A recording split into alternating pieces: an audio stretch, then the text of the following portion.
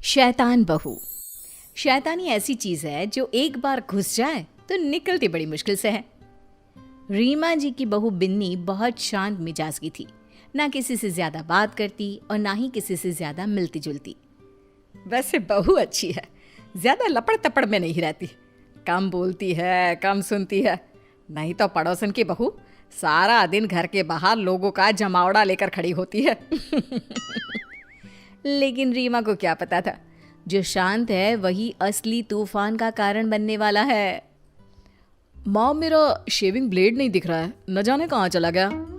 तभी ससुर की जोर से चिल्लाने की आवाज आती है।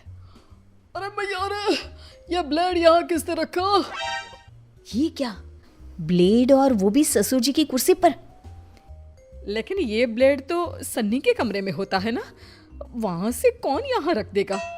अरे मुझे क्या पता, मैंने तो बस बहू को बोला था कि मेरी चेयर के पास चाय रख दे, मैं नहा कर आ ही रहा हूँ।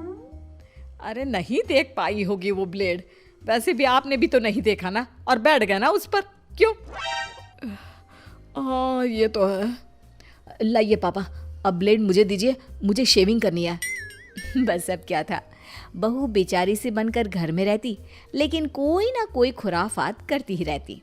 फिर एक दिन, आज तो मैं राजमा चावल बनाकर खिलाती हूँ बहू। वो क्या है ना, सन्नी को मेरे हाथ के राजमा पसंद है, तू खड़ी होकर देखना कैसे बनता है, ठीक है ना? लेकिन मुझे तो आता है राजमा बनाना मम्मी जी, मैं भला क्यों सीखूं? अरे चुप रह, सुना नहीं मैंने क्या कहा? सन्नी को मेरे हाथ के राजमा पसंद है इसलिए। ठीक है माँ जी, कल को आप मर जाती हैं तो कम से कम मैं उन्हें आपकी कमी तो नहीं होने दूंगी। चलिए आप ये राजमा बनाना मुझे सिखा ही दीजिए। ससुर सास बहू की बात सुन रहे थे, वो बहू की बात पर जोर से हंसते हैं। रीमा, दो जवाब बहू की बात का। हाँ जी, तो बात यह है कि सास इसलिए बहू को नहीं सिखाती कि वो मर जाए तो बहू बेटे को माँ की कमी महसूस ना होने दे, लेकिन मैं तुझे इसलिए सिखा रही हूँ क्योंकि अब से मैं आराम से बैठा करूंगी और घर में तू राजमा बनाएगी, समझी? बहू को सास की आराम परस्ती वाली सोच पर गुस्सा आ जाता है। बड़ा ये आराम करे, ये मलाई खाए, ये पार्टी करे, और मैं नौकरानी। अब बताती हूँ कि कैसे बनता है राजमा। सास तो राजमा बनाकर चली जाती है, बहू जल्दी से खुद किचन में खड़े खड़े ही खाना खाती है और फिर बचे खाने में ढेर सारा मिर्ची पाउडर डाल देती है। मेरा तो पेट फुल, अब पता चलेगा कैसे बनता है राजमा। सन्नी आता है और माँ प्लेट में बेटे को खाना देती है, लेकिन ये क्या, जैसे ही वो खाना खाता है, माँ पानी, पानी नहीं, चीनी, अरे चीनी भी नहीं, रसगुल्ला, माँ रसगुल्ला दे दे, बहुत तेज मिर्ची डाली है।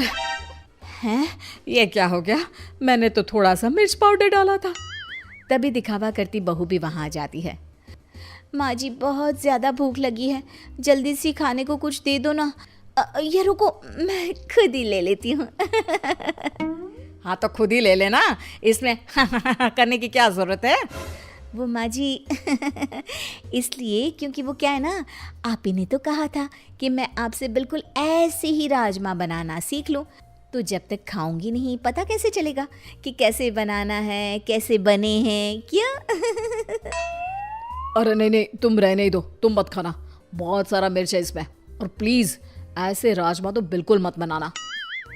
सास को बहुत गुस्सा आता है कि बेटा ऐसा कैसे बोल रहा है, भाई कल तक तो ऐसे ही राजमे को उंगली चाट चाट कर खाया करता था, लेकिन फिर भी ये सवाल रह गया कि मिर्च आई कहाँ से? बहू, मैंने तो राजमे में मिर्च बहुत कम डाली थी, फिर कहाँ से मिर्ची आई? क्या है माँ, उस पर शक क्यों कर रही हो? अरे वो क्यों करेगी, और माना कि जलन के मारे वो ऐसा कर भी दे तो वो क्या खुद खाने की जिद करती? क्या माँ, उम्र हो रही है तुम्हारी। माँ भी समझ जाती है कि उसकी उम्र तो हो रही है, लेकिन मिर्च इतनी ज्यादा। खैर, बहू की शैतानियां तो बढ़ती ही जाती है, वो ना कुछ देखती ना कुछ सोचती, बस कुछ ना कुछ शैतानियां करती रहती। फिर एक दिन हम लोग ना थोड़ा घूमने जा रहे हैं। अरे थोड़ा क्यों जा रहे हैं, अब जाना ही है तो पूरे जाइए ना। मजाक कर रही हैं आप? अरे नहीं नहीं, क्यों?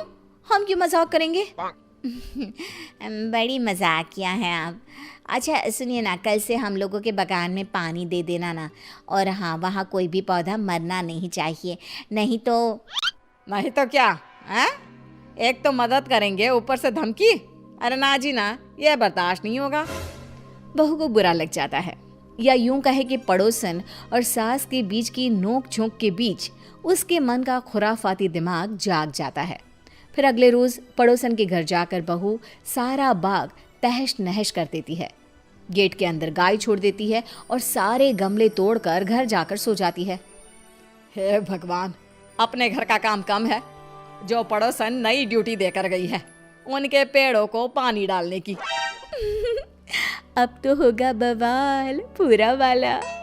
सास पानी की बाल्टी लेकर जैसे ही पड़ोसी के घर जाती है, पर ये क्या, सारा का सारा बगीचा तो अब है सही वक्त पड़ोसन को फोन कर देती हूँ कि भाई सासू माँ लेकर तो गई थी बाल्टी में पानी, लेकिन लग रहा है आपका सारा बाग बर्बाद करके आई है। बहू पड़ोसी को फोन कर देती है, वो सारा दोष सास पर लगा देती है और फिर, आपने तो कल ही देखा था कैसे सासू माँ ने आपको कहा था। वैसे सासू माँ को ना ऐसा नहीं करना चाहिए था। हाय रे, रीमा ऐसी निकलेगी मैंने तो सोचा ही नहीं था। ये तो बहुत गलत बात है रीमा जी की। मेरा तो सारा बाग ही बर्बाद कर दिया। आती हूँ तब खबर लेती हूँ तेरी सास की। हाँ हाँ आंटी जी, और क्या, लेकिन ध्यान रहे मेरा नाम ना लेना। वो क्या है ना, मुझे तो उनके साथ ही रहना है। मैं तो बस आपकी शुभ चिंतक थी तो बता दिया। हाँ बेटा, उसकी ज़रूरत ही नहीं पड़ेगी। लेकिन ये क्या, 2 दिन बाद पड़ोसन जब रमा के घर में आती है तो पूरे गुस्से से लाल होती है। मज़ा आ गया, आज तो सासू माँ की ऐसी की तैसी होना तय है। लेकिन ये क्या, पड़ोसन तो सास को छोड़ बहू को खूब डांटती है। अरे क्या हो गया, आपका बाग खराब था तो मेरी बहू पर गुस्सा निकालने की जरूरत क्या है? वाह, बहू फोन करके सास को फंसाती है और सास बहू को बचाती है। बहू को अपनी गलती का एहसास तो हो रहा होता है, लेकिन पड़ोसी को बहू का खेल कैसे पता चला ये सोचकर वो हैरान होती है। मेरे घर में सीसीटीवी कैमरा लगा है, समझी? मुझे तेरा खेल तभी पता चल गया। बहू, तुझसे ये उम्मीद नहीं थी, मुझे माफ कर दे सासू माँ।